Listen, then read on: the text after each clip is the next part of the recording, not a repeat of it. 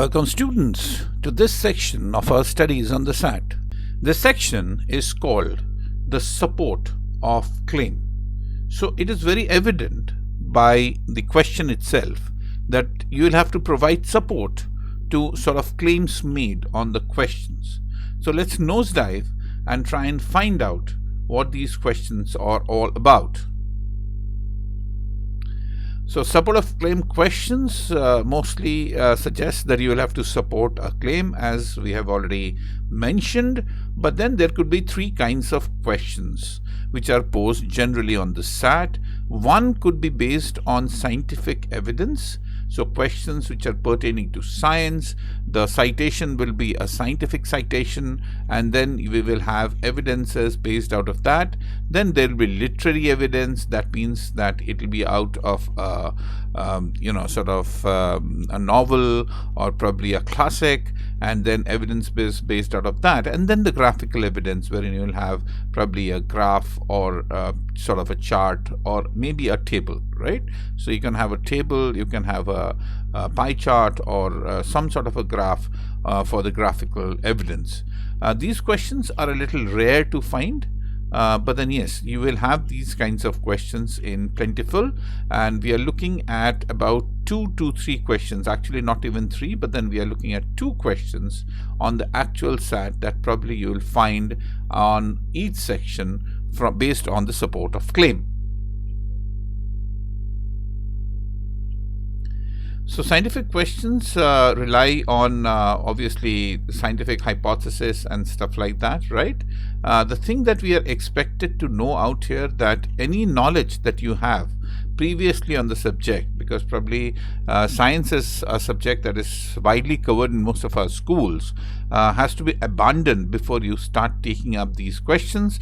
Don't use any specific knowledge that you may possess, and you don't need to have any specific knowledge in order to answer these questions. The literary evidence, obviously it is based on a poem or a novel. We do have sort of poems in this sort of exercise as well.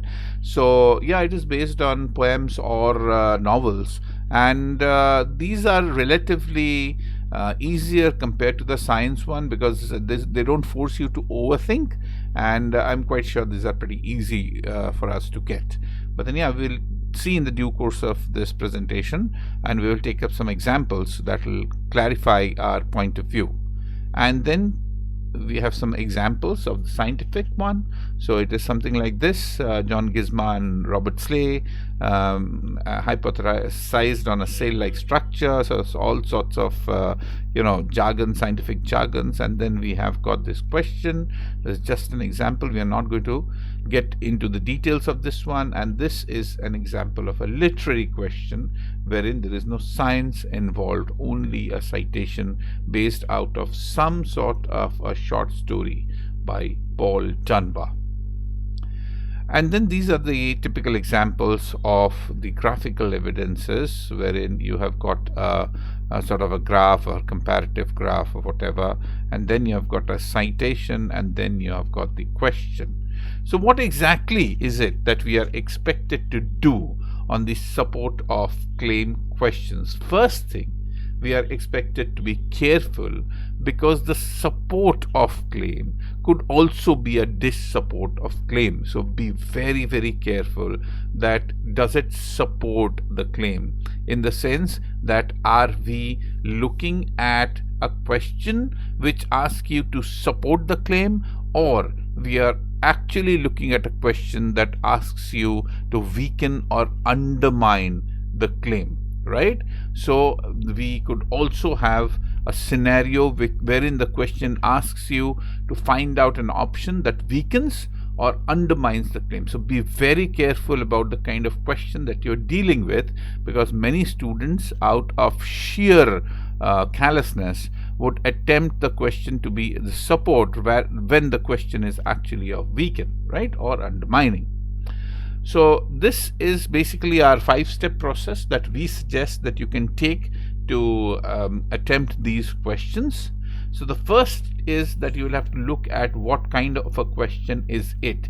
Is it a support question or is it an undermining question? So it's very important that you will have to look into whether the question is actually looking for the options to support it or to weaken or undermine it. Locate where and what is the claim. This is the most important part. This is the most important part of the whole story, that you will have to find out what is the claim and whether we are actually trying to what the claim is actually trying to say, right? So you will basically, in other words, you will have to paraphrase the claim or understand the claim in your own words, right? That is the most important part. Then we go into the option choices. So first, is it correct? Whether the option choice actually reverberates with the question, or is it actually correct? The option choice itself, whether it is correct. This is mostly the case when you have got the graphical evidence question, wherein the option choice could be actually wrong, right? So the graph would say that in 1990 probably the figure was 300, and the option choice may mention that as 500. So basically the option choice itself is wrong, so obviously that gets eliminated, right?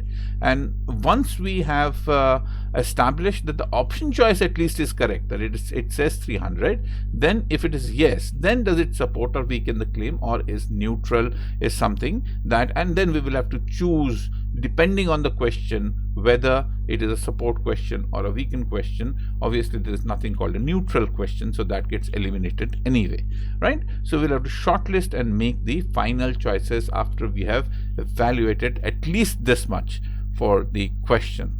So let's give this process a try. Okay, so before we go on to the citation, let us understand the question: which quotation from Loon Point most effectively illustrates this claim? So as you can see that the support question could come in various forms. In this one it is asked whether it illustrates the claim. So now we have identified this one as a support question. So basically we are looking at an option that will support the claim, right? Fine. So now let us understand what is the claim. That is the second part of our story. In this one, obviously, we are not, because it's a literary paragraph, number one. And number two, because we don't have a graph, we really don't care whether the options are actually correct or incorrect. So let us understand what is the claim, right? So let's go on to the citation and see. Loon Point is a 1912 poem by M.E. Lowell. The poem, which presents a nighttime scene on a body of water. Lowell describes an element of nature as an active participant in the experience writing. Okay, so which quotation from Loon Point most illustrates this claim? So what is the claim? The claim is that Lowell describes an element of nature as an active participant in the experience, right? Okay, so it is an active participant in some sort of an experience. What? An element of nature. So we will have to find out two things out here. Number one, what are elements of nature, and whether that element of nature is taking any active participation in the experience. So let's read this through the first option. Through the water, the moon writes her legends in light on the smooth wet sand. Wow. Okay, so element of nature, through the water, the moon. So out here is the element of nature is the moon writes her legends. It is actively participating, that it is writing her legends. It's in itself, or it's doing it by itself, right? So A could be a good possible answer. So it makes a strong case of a good possible answer, because an element of nature is actually actively participating in the experience, that is, it is writing, right? So let's look at the second question. Softly the water ripples against the canoe curving side. Okay, so it is by nature what water does. It ripples against the canoe curving side. canoe's curving side rather. Yeah, though it is an element, water is also an element of nature, but it is not actually participating in the experience, right, of the poem, right, of writing the poem, or listening to the poem, or describing the poem. So it is just doing what it does. So though this is also an answer that we might reckon, but then yeah, it is not as good as the first one, so we basically eliminate this one. Or like the snow white petals, again, snow white petals, element of nature, which drop from an overblown rose. So they're just dropping off, but then it is not actively participating. It has got nothing to do with the experience as such. Like the second answer, we'll probably eliminate the third one. But the moon, in her wayward beauty, is ever and always the same. Again, not actively participating. So in all probabilities, the answer to this one, the best answer to this one, should be an A.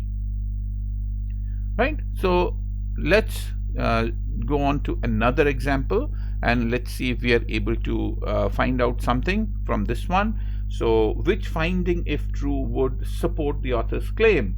Now this one is very straightforward, wherein they say that it's a support question. So no doubt about it, no illustrates, no giving support or anything of that sort, which is in different words. In this one, it is very clear that they are asking you which of these options would actually support the claim, right? So the next one obviously is to find out, next point for us to find out what is the claim, right? Okay, so let's try and find out what is the claim. Which finding, if true, would support the author's claim for this one? The following is an excerpt from Taylor Swift's homage to Clara Bow from The Conversation. Bow's career got its start in her native New York, wherein 1921, at the age of 16, she won a beauty contest and got a bit part in a film as her prize. Bow took every opportunity to be on the set and learn the craft. She showed up early and stayed late and studied how to work with cameras and lights. In a nascent film industry, Bow's professionalism and graciousness defined her success. So this is the claim, that in a nascent film industry that was yet not very professional, it was just starting, it was very nascent in 1921, both professionalism and graciousness. So her professionalism and graciousness in otherwise an industry which was not very organized defined her success, right? So this is the claim. Now let's see which option actually lends support to this one, right? Today, when journalists cover rising actors who throw themselves into their work, they often say they are following Clara Bow's footsteps. So not really something that lends support to her professionalism or graciousness for that matter. So probably, yeah, we are not going to shortlist this option. We are going to eliminate this option. After Bow's death in 1965, her obituary detailed not only the numerous popular films in which she starred, but also her work ethic and dedication to the craft. Yes, so probably, yeah, this could be shortlisted. This definitely could be shortlisted, right? Even though Bow won a bit part in the film, her scene was cut from it, so her success came later in her career, has got nothing to do what we about what we are looking at. So this gets eliminated. A gets eliminated, C gets eliminated. Many fans of Bow's name her dramatic facial expressions as one of the key attributes they admire about her profession.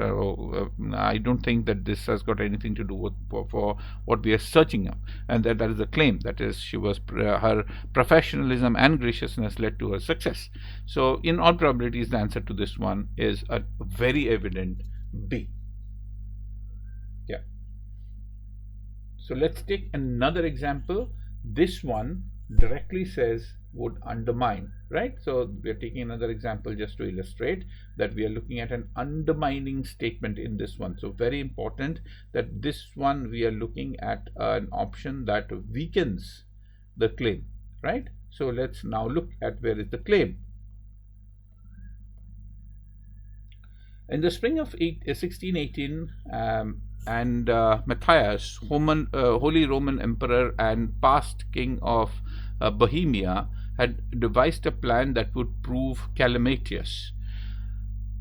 Okay, seeking to reverse the concessions granted a decade prior to his brother and predecessor Rudolf II, he tasked his deputies with reigning the rights of Bohemian Protestants. But these Protestants lived in a traditional religious dissidence preceding Martin Luther by a century. They were accustomed to a degree of autonomous rule and religious freedom uncommon elsewhere in Habsburg realms. When Matthias' deputies halted the construction of the chapels in Kotskrab and Bronu. These names don't make any sense to me, but then they're not important. Protestants, noblemen, and free burghers found themselves united in their indignation. Wow. Okay. So we find the claim. Generally, the claim is either at the last portion of the citation or at the first portion of the citation. So, very important we understand. This is the claim. Protestants, noblemen, and free burghers found themselves united in their indignation. So basically, all these people found themselves united in their indignation. So their dignity was gone, right?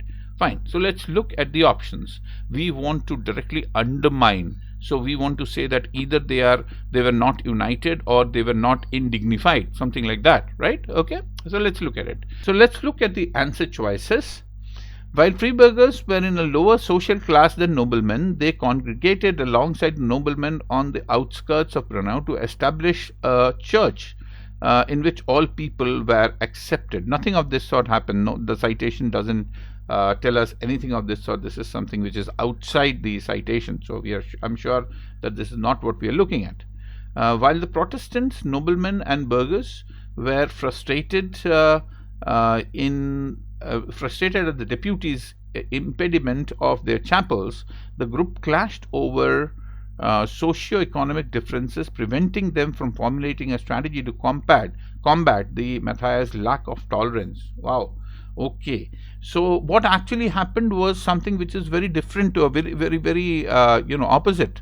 Very much opposite of what this was, right? So the deputies of the noblemen actually impeded or they stopped them from construction of chapels, but they united, right? They united and against this indignation, and they put forward all these people, that is the noblemen, the free burghers, right? Okay, and the Protestant noblemen, everybody, they united, right? So this one says that while the Protestants, noblemen, and the burghers were frustrated at the deputies' impediment, rather, or the stopping of their chapels, the groups clashed over socio-economic. So this is a sign of divide. This is not a sign of unification. So this one is actually the opposite of what actually happened. So this makes a good case for us to consider this to be an option, because we are looking at a weakening sort of a statement. So this makes a good case for it. Let's look at C and D. Even though the Protestants were prevented from building their chapel, they continued to practice their beliefs within their homes. I don't think this is given anywhere in the citation. The Protestants harbored a secret relief that they no longer had to continue construction of their chapel, as they had run out of funds by which to build it. They're all very vague answers, and I don't think that anything of this sort, funds and everything, has got anything to do with the citation. All outside the citation. So the only possible answer to this one will be a B. So let's read this one. We are going the reverse way this time, wherein we are reading the citation first.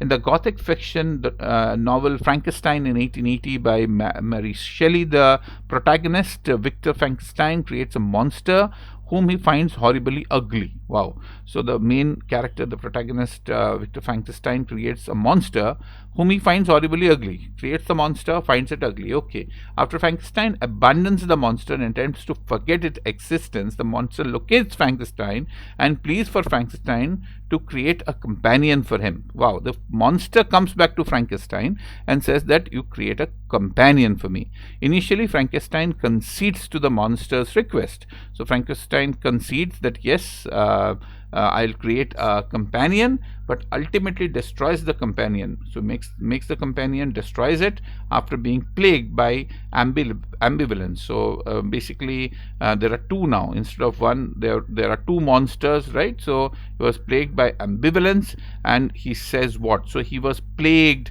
with ambivalence, right? That is the claim. And what of this, which of these actually lends support to that, right? So let us deliberate on the answer choices that we have. The first one says, I trembled and my heart filled within me when on looking up I saw by the light of the moon the demon at the casement. A ghastly grin wrinkled his lips as he gazed on me where I sat fulfilling the task which he had allotted to me. Great. So this one says that he was actually sitting trying to make another companion for the demon that he had already created. And he was looking at Victor Frankenstein, with a gaze or with a grin. But really, it doesn't tell us anything about the ambivalence or the feelings of two opposite feelings that he was having, whether to create or whether not to create. So he doesn't tell us about that. So we can actually rule this out, right? They might even hate each other, the creature who had already loathed his own deformity and might not conceive a greater abhorrence for it when it came before his eyes in the female form. Okay, so this is an internal thought that Frankenstein has, which says that the creature who actually had loathed his own deformity, so he was ugly and he had loathed his own ugliness, and could it have a greater abhorrence, greater hatred for a creature that he was actually creating in the female form, or the companion in the female form of the same deformity that he had created? So it's an internal thought. So not really a feeling which has got two aspects, that is whether to do it or whether not to do it, right? Okay, so we can probably eliminate this one as well. I had been moved by the sophisms of being I had created, of the being that I had created. Okay, fine. So now he says that, yeah, he was actually moved by the sophism or the falseless, baseless argument that of the being that he had own created, that is the monster in the first place.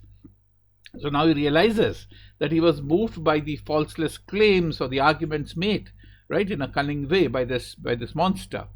I had been struck and senseless by his fiendish threats. So he again realizes that he was struck senseless by his cruel threats. But now, for the first time, the wickedness of my promise burst upon me. I shuddered to think that the future ages might curse me as their pest. So now he realizes that, yeah, while he was moved by the sophisms of the monster itself, right, which led him to, in the first place, believe that he should create a female companion, right? This is feeling number one, right? And he had a feeling too now that no, what he was doing is wrong, and the future might probably think of him as a pest. So this looks to be a possible answer, this one. I left the room and, locking the door, made a solemn vow in my heart to never to resume my labors, and then with trembling steps I sought my own apartment. So this says that, yeah, he left, he didn't do it, he didn't create the female at all, right? So this is what happened. But the ambivalence of whether to do it, whether not to do it, the contrasting thinking thought process that he had for himself is probably the best defined by option C, and the possible answer to this one, or the answer to this one, should actually be a C, right? So stay tuned. The next section will be quantitative evidence. Probably quantitative evidence would be one of the easiest one that you encounter on the SAT.